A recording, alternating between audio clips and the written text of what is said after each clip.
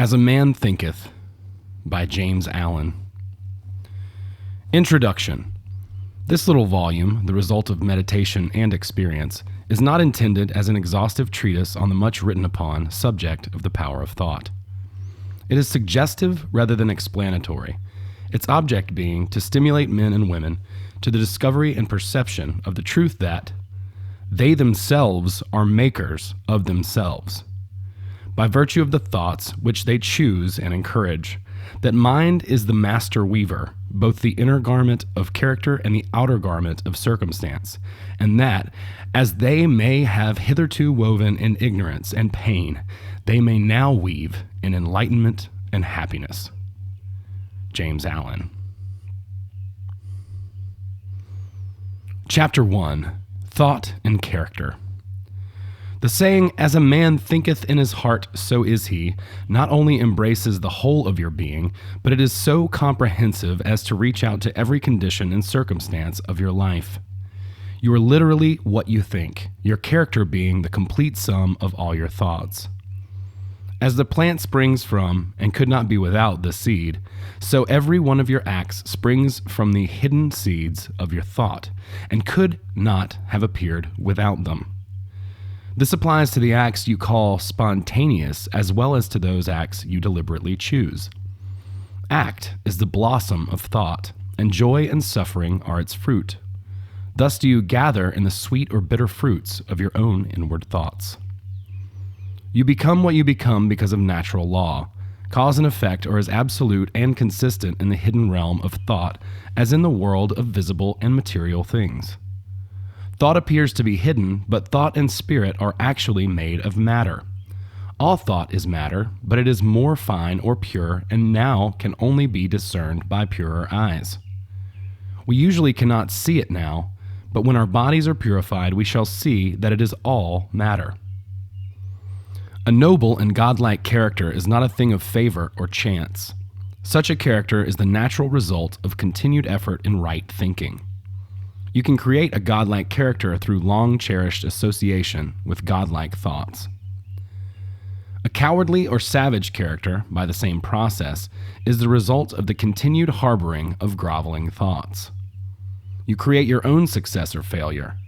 In the armory of thought, you build the tools by which you create yourself, or you forge the weapons by which you destroy yourself. You also fashion the tools with which you build for yourself heavenly mansions of joy and strength and peace. By the right choice and true application of thought, you ascend to divine perfection. By the abuse and wrong application of thought, you descend below the level of the beast. Between these two extremes are all the grades of character, and you are the maker and master. Many beautiful truths pertaining to the soul have been restored and brought to light in this age. One of the happiest and most promising of these truths is that you are the master of thought and the molder of your character. You are the maker and shaper of condition, environment, and destiny. As a being of power, intelligence, and love, and the lord of your own thoughts, you hold the key to every situation. You contain within yourself that transforming power by which you make yourself what you will. You are always the master, even in your weakest and most abandoned state. But in your weakness and degradation, you are a foolish master who misgoverns your household. When you begin to reflect upon your condition and search diligently for the law upon which your being is established, you then become the wise master. You direct your energies with intelligence and fashion your thoughts to fruitful issues. Such is the conscious master, and you can only thus become by discovering within yourself the laws of thought. This discovery is totally a matter of application, self-analysis, and experience. Only by much searching and mining are gold and diamonds obtained, and you can find every truth connected with your being if you will dig deep into the mine of your soul. That you are the maker of your character, the molder of your life, and the builder of your destiny, you may prove to yourself. You can prove this if you will watch, control, and alter your thoughts, tracing their efforts upon yourself, upon others, and upon your life and circumstances. As you link cause and effect by patient practice and investigation, you will grow in clarity and insight. Utilize your every experience. even the most trivial everyday occurrence, as a means of obtaining that knowledge of yourself that leads to understanding, wisdom, and power. In this way, you will find the law absolute that he that seeketh findeth, and to him that knocketh it shall be opened. For only by patience, practice, and continual seeking can a man enter the door of the temple of knowledge. Chapter 2. Effect of Thought on Circumstances. Your mind may be likened to a garden. This garden may be intelligently cultivated or allowed to run wild, but whether cultivated or neglected, it must and will grow something. If no useful seeds are put into it, then an abundance of useless weed seeds will fall into it and will continue to produce their kind. A gardener cultivates his plot, keeping it free from weeds and growing the flowers and fruits that he requires. So may you tend to the garden of your mind, weeding out all the wrong, useless, and impure thoughts. Cultivate toward perfection the flowers and fruits of right, useful, and pure thoughts. Thus you will grow in truth, intelligence, and light. By pursuing this process, you sooner or later discover that you are the master gardener of your soul, the director of your life. You also reveal within yourself the flaws of thought and understand with ever-increasing accuracy how the thought forces and mind elements operate in the shaping of your character, circumstances, and destiny. Thought leads to character. As character can only reveal itself through environment and circumstance, the outer conditions of your life will always be harmoniously related to your inner state. This does not mean that your circumstances at any given time indicate your entire character. It does mean that your outer conditions are intimately connected to some vital inner thought processes. Some of these thoughts and beliefs may be below the level of your current awareness. You are where you are in life because of the laws of thought. The thoughts that you have built into your character have brought you here. In the arrangement of your life, there is no element of chance, but all is the result of a law that cannot be broken. This is just as true for those of you who feel out of harmony with your surroundings as for those of you who feel content with your place in life. As a progressive and evolving being, you are where you are so that you may learn. You are shown the results of your thoughts so that you may grow. As you learn the spiritual lesson that any set of circumstances contains for you, those conditions pass away and give place to other circumstances. You will be knocked about by circumstances so long as you believe yourself to be the victim of outside conditions.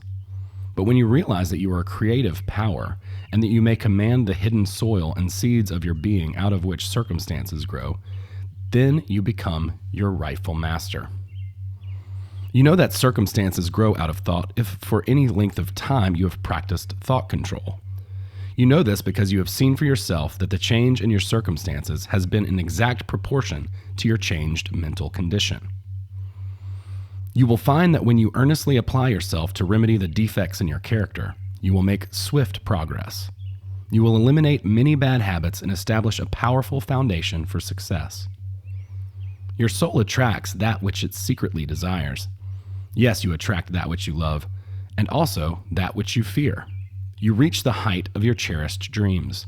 You fall to the level of your vulgar desires. Your circumstances are the means by which your soul receives its own. Every seed of thought you sow into your mind and allow to take root there blossoms sooner or later into act. Then your actions bear their own fruits, revealed in your own opportunities and circumstances. Your good thoughts bear good fruit in your life. Your bad thoughts bear bad fruit in your life. The outer world of your circumstances shapes itself to the inner world of your thought. This fantastic and creative schooling method helps us to develop in this life. Both pleasant and unpleasant external conditions are factors which make for the ultimate good. As you reap your own harvest, you learn both of suffering and bliss. You choose to pursue vain imaginings and wanderings, or to walk the highway of strong and high thinking. You follow your inmost desires, thoughts, and aspirations. As you decide what great or mundane ideas dominate your thinking, you will at last achieve their fulfillment in the outer conditions of your life. The law of attraction and the law of restoration apply everywhere. You will not come to the poorhouse or the jail by the tyranny of fate or circumstance, but by the pathway of groveling thoughts and low desires. Nor does a pure-minded man or woman fall suddenly into crime simply by external temptation. On the contrary, the criminal thought had been secretly fostered in their heart, and the hour of opportunity simply revealed its gathered power. Circumstance does not make you do anything. Circumstance will only reveal you to yourself. You do not descend into vice and its attendant sufferings apart from vicious inclinations. Neither can you ascend into virtue and its pure happiness unless you continually cultivate virtuous ideals. You are therefore the lord and master of your thought and the shaper and author of your environment. You do not attract that which you want, but that which you are. Your whims, your fancies, and your ambitions may be thwarted at every step, but your inmost thoughts and desires are fed with their own food, be it foul or clean, and restored unto you again. You are chained only by yourself. Your thoughts and actions are the jailers of your fate. When negative and cowardly, your thoughts imprison you. Your thoughts and actions are also the angels of freedom. When noble and courageous, they liberate you. You don't get what you wish and pray for, but what you justly earn. Your wishes and prayers are only gratified and answered when they harmonize with your thoughts and actions. Do you ever feel that you are fighting against circumstances? You feel this way when you struggle against external conditions, while all the time you nourish and preserve the inner cause in your heart. That inner cause may take the form of a conscious vice or an unconscious weakness. Whatever it is, that inner cause abolishes your chances to achieve the outer success you really want. This is true until you break that bad habit of thought and replace it with a better. Are you one of those who are anxious to improve your circumstances but unwilling to improve yourself? If so, you remain bound. When you implement willingly a plan of self-control and self-sacrifice, you will accomplish any object upon which your heart is set. This is true of earthly and heavenly things. Even when your sole object is to acquire wealth, you must be prepared to make great personal sacrifices before you can accomplish your object.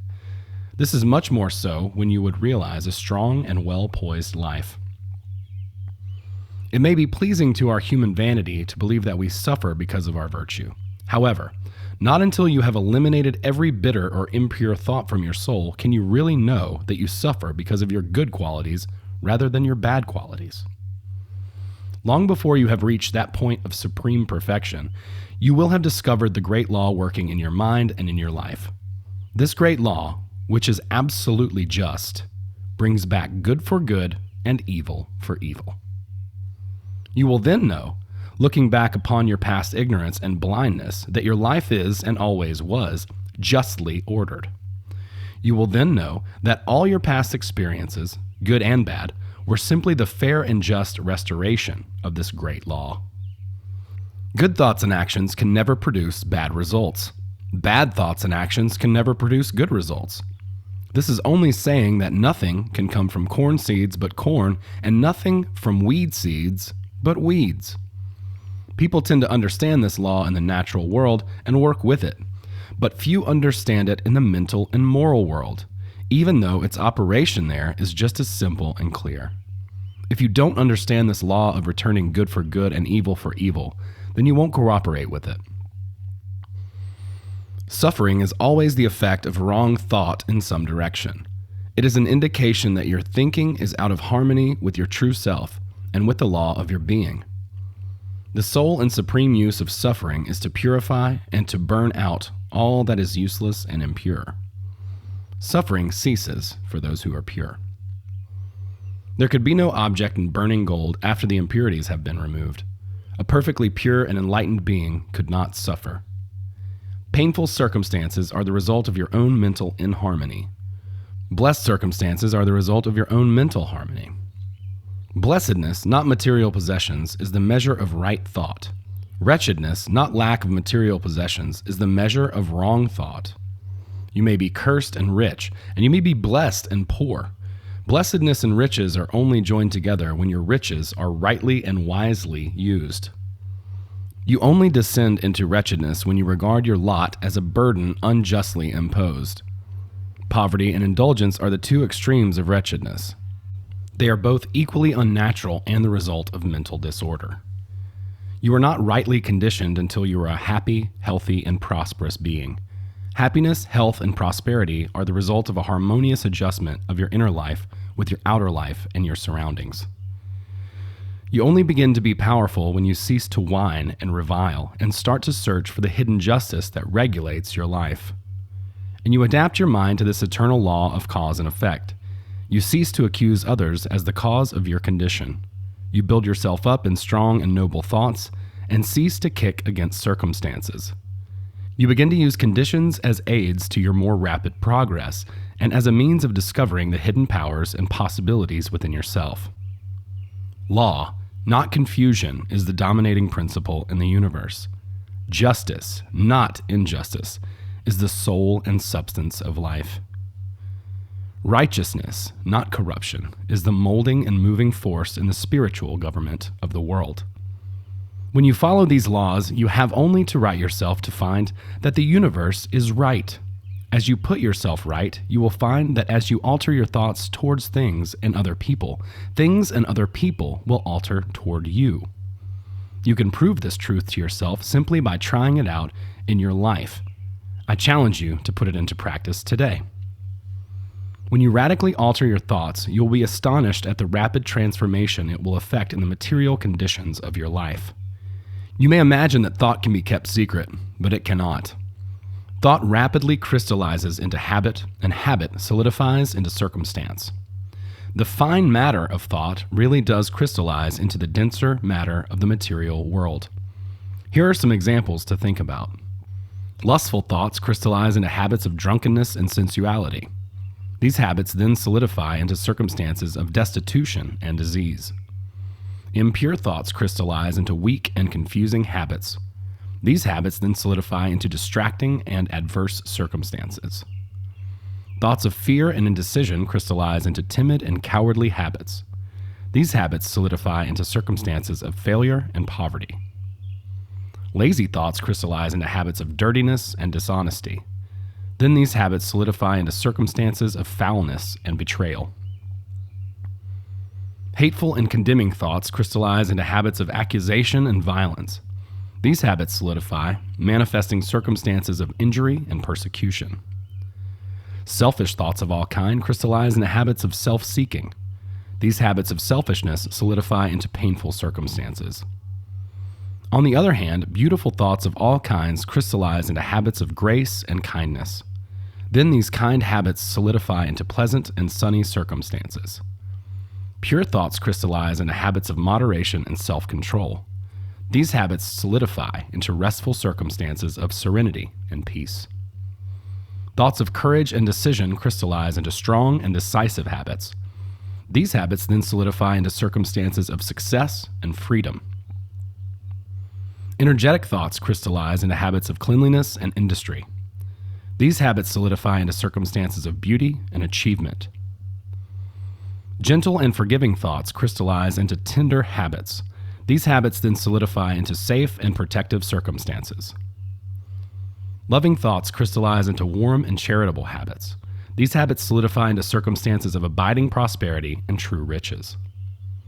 Thus we see that a particular train of thought persisted in, be it good or bad, always produces its results on a person's character and circumstances.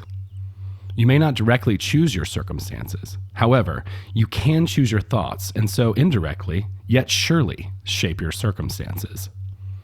The natural laws of crystallization lead you to the gratification of the thoughts that you most encourage. Opportunities are presented to you that will most speedily bring to the surface both your good and evil thoughts.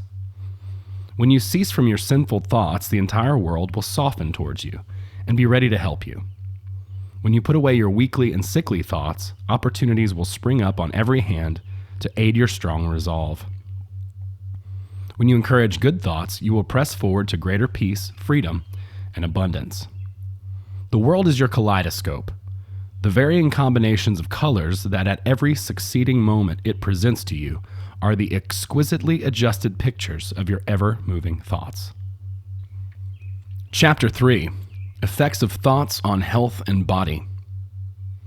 Your body is the servant of your mind. It obeys the operations of the mind, whether they be deliberately chosen or automatically expressed. At the bidding of unlawful thoughts, the body sinks rapidly into disease and decay. At the command of glad and beautiful thoughts, it becomes clothed with youthfulness and beauty. Disease and health, like circumstances, are rooted in thought. Sickly thoughts will express themselves through a sickly body. Thoughts of fear have been known to kill a man as readily as a bullet. Sick thoughts are continually killing thousands of people just as surely, though less rapidly. The people who live in fear of disease are the people who get it. Anxiety quickly weakens the whole body, and it lays it open to disease. Impure thoughts, even if not physically indulged, will soon depress the nervous system. Strong, pure, and happy thoughts build up your body in vigor and grace. Your body is delicate and shapeable, and will respond readily to the thoughts that you impress upon it. Your habits of thought will produce their own effects, good or bad, upon every part of your body. People will continue to have impure and poisoned blood so long as they harbor unclean thoughts. Out of a clean heart comes a clean life and a clean body. Out of a defiled mind proceeds a defiled life and a corrupt body. Thought is the fount of action, life, and manifestation. Make the fountain pure, and all will be pure. Changing your diet will not help you if you will not change your thoughts. When your thoughts are pure, you no longer desire impure food. Clean thoughts make clean habits. When your thoughts are strong and pure, you do not need to consider any offensive thoughts that lead to bodily weakness. If you would perfect your body, guard your mind. If you would renew your body, beautify your mind. Thoughts of malice, envy, and disappointment rob the body of its health and grace. A sour face does not come by chance. Such a face is made by sour thoughts. Wrinkles that mar the face are drawn by folly, passion, and pride. I know a woman of 96 who has the bright, innocent face of a girl. I know a man well under middle age whose face is drawn into unsightly contours. The one is the result of a sweet and sunny disposition. The other is the outcome of passion and discontent. You cannot have a sweet and wholesome home unless you admit the air and sunshine freely into your rooms. You cannot have a strong body and a bright and happy countenance unless you freely admit thoughts of joy and goodwill into your mind. On the faces of the aged there are wrinkles made by sympathy, others by strong and pure thought, and others carved by passion. Who cannot distinguish them?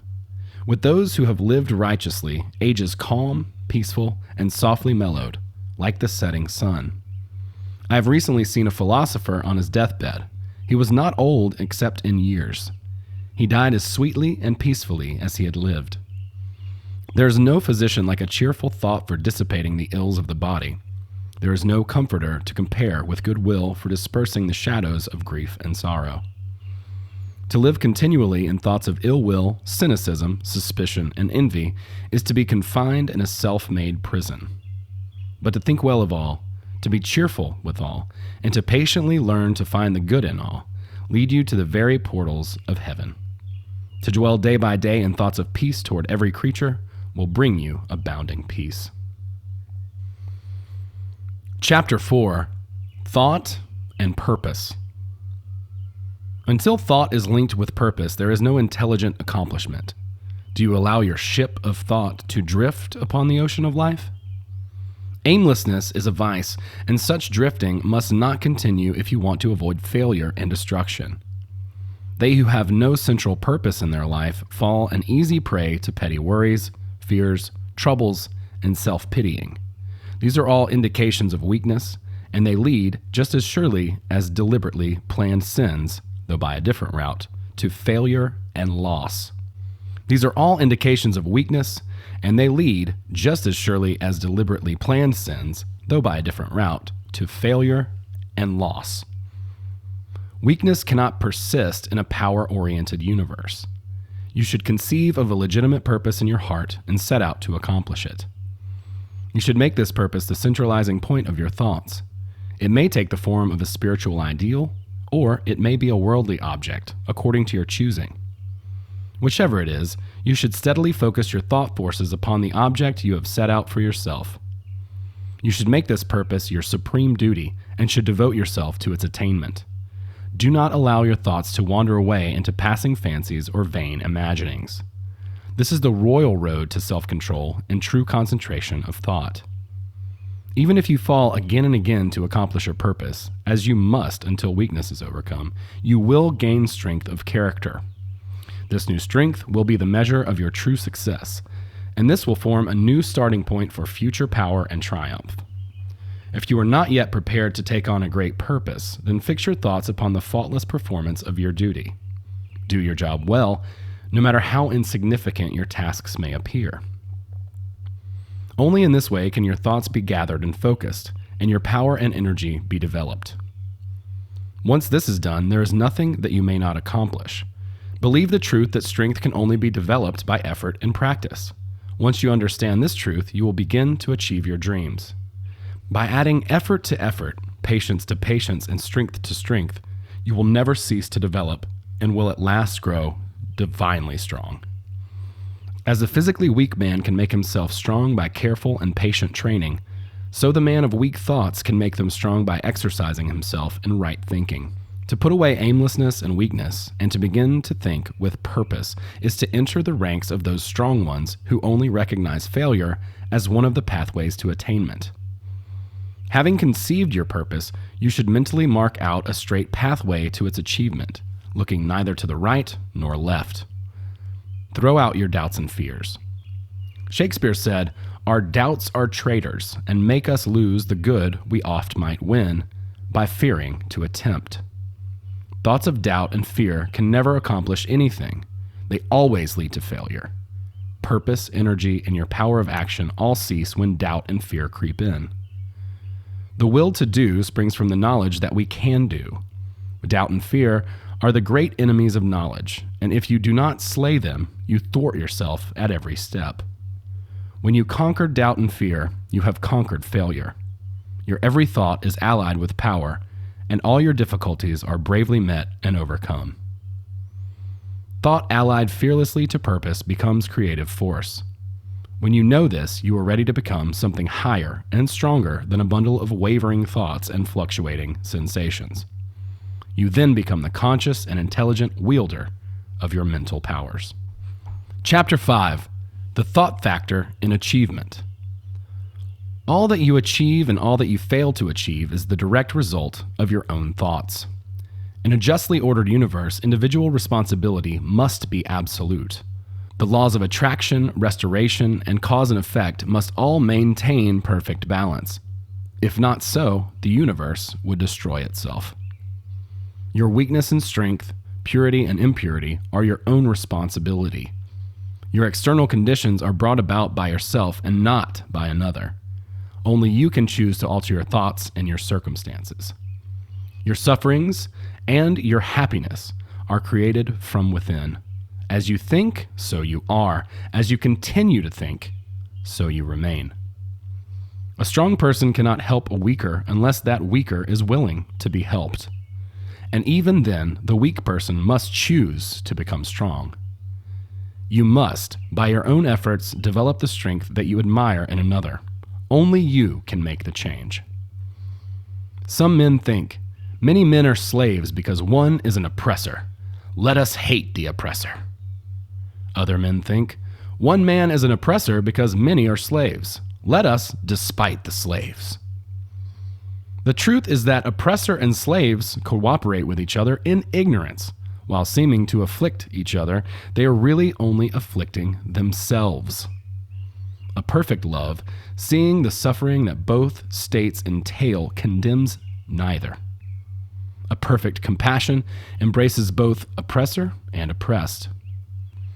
When you have conquered weakness and have pushed away all selfish thoughts, you belong neither to oppressor nor oppressed. You are free.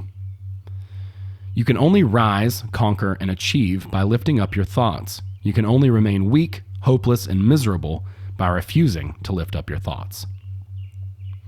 Before you can achieve anything, even in worldly things, you must lift your thoughts above your physical appetites. If your first thought is to satisfy your appetites, you can neither think clearly nor plan well.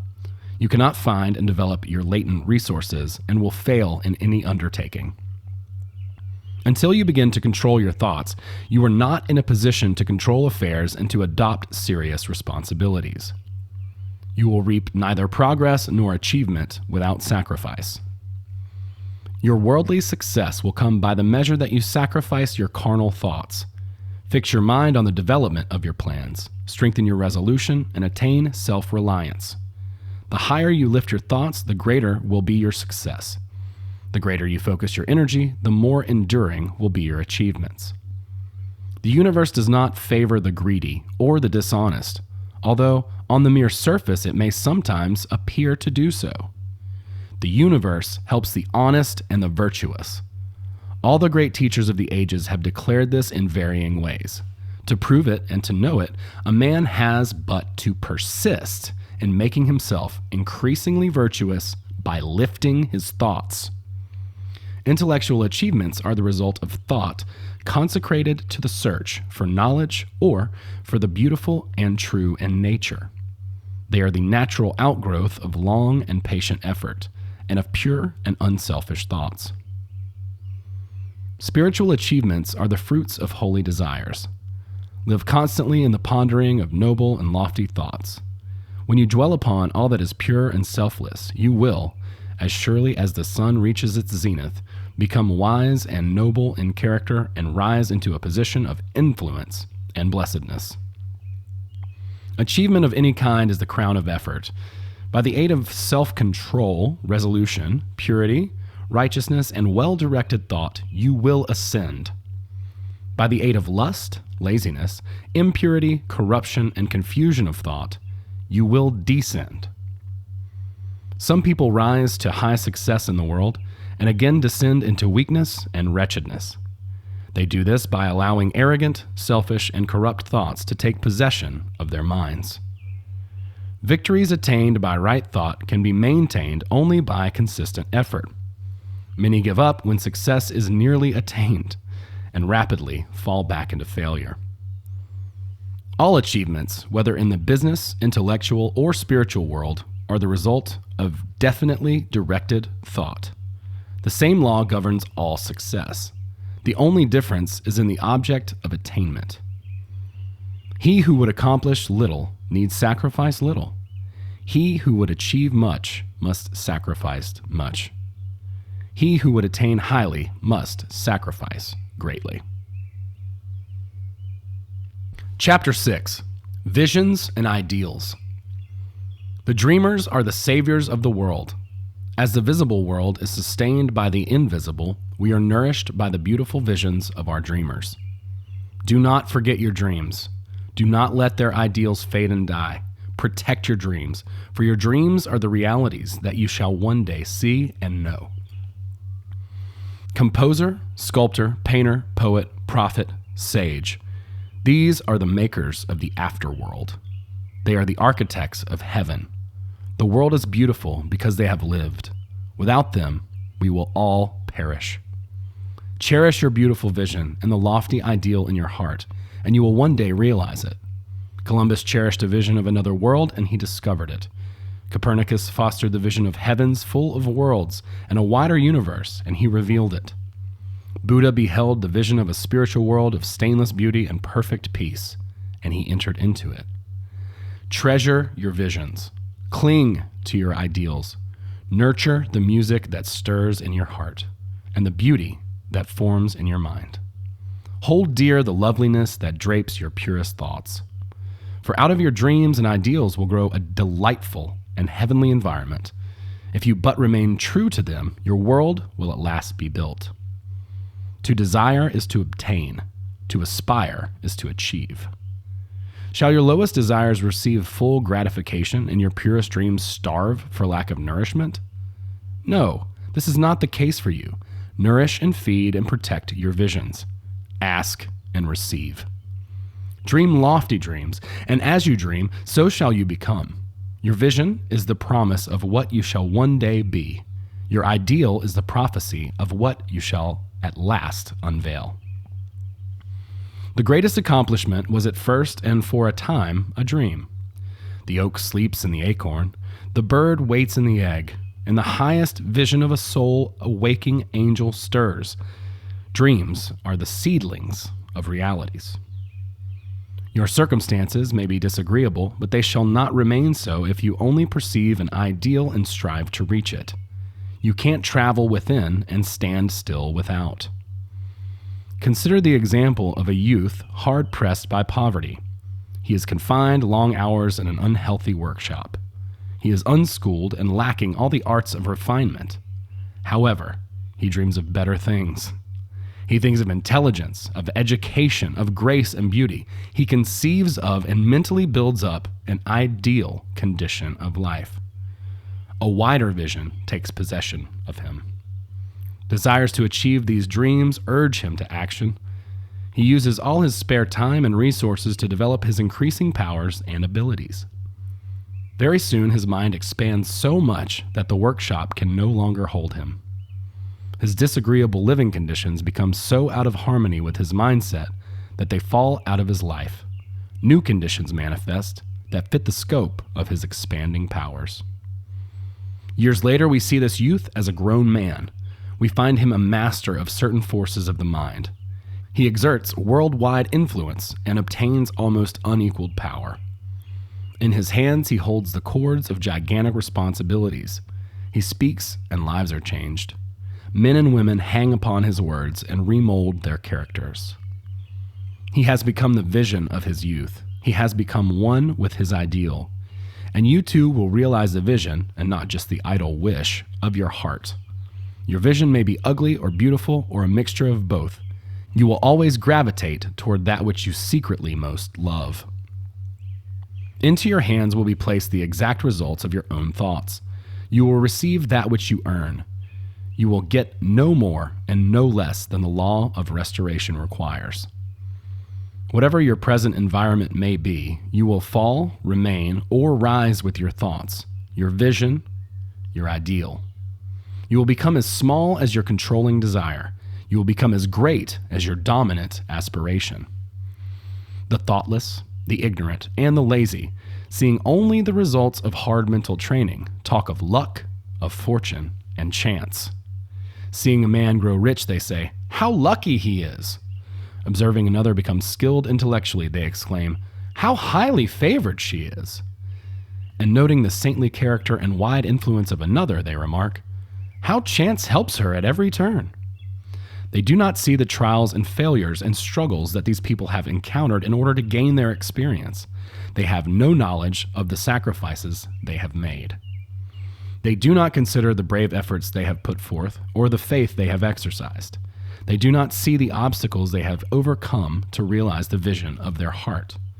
They do not know the darkness and the heartaches. They only see the light and joy and call it luck. They do not view the long and difficult journey, but only behold the pleasant goal and call it good fortune. They do not understand the process, but only perceive the result and call it chance. In all human affairs, there are efforts and there are results. The strength of the effort is the measure of the result. Gifts and powers are the result of work. Material, intellectual, and spiritual possessions are the fruits of effort. They are thoughts completed, objectives accomplished, visions realized.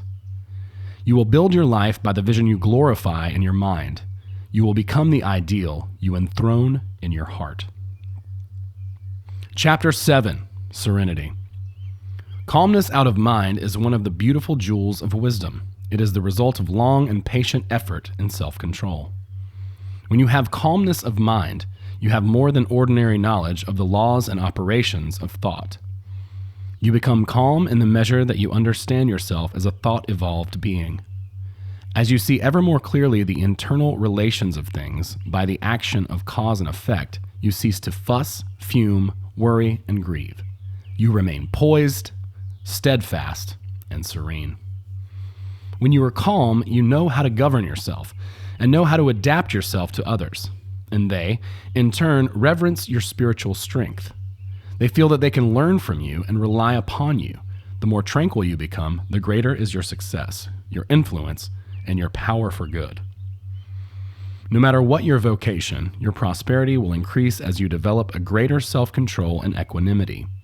People will always prefer to deal with a person whose conduct is calm. When strong and calm, you are always loved and revered. You are like a shade-giving tree in a thirsty land, or a sheltering rock in a storm. Who does not love a tranquil heart and a sweet-tempered, balanced life? It does not matter whether it rains or shines, or what changes come. When you possess these blessings, you are always serene and calm. That exquisite poise of character that we call serenity is the last lesson of culture. It is the flowering of life, the fruitage of the soul.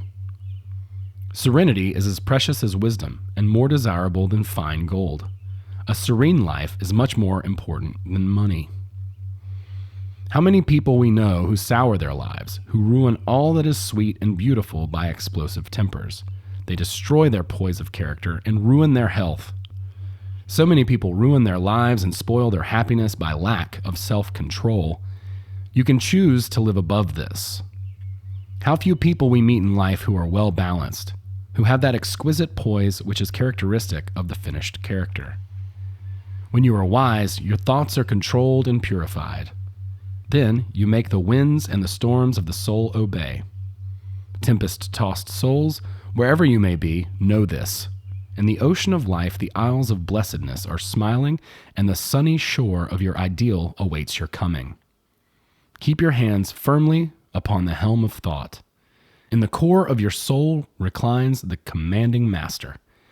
He does but sleep. Wake him. Self-control is strength. Right thought is mastery. Calmness is power. Say unto your heart, peace, be still.